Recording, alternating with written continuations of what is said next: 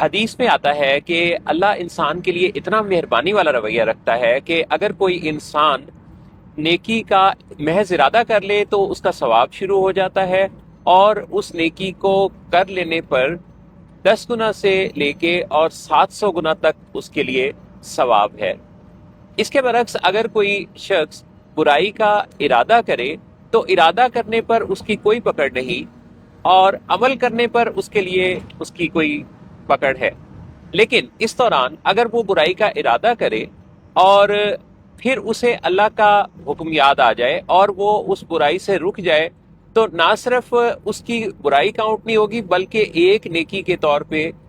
یہ چیز، یہ عمل اس کے اعمال میں درج ہو جائے گا، کیونکہ اس نے اللہ کی رضا کے لیے اس برائی کو چھوڑا۔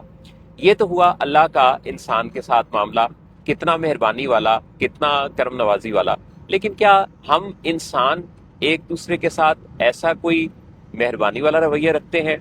کیا ہم بھی کبھی ایک دوسرے کو معاف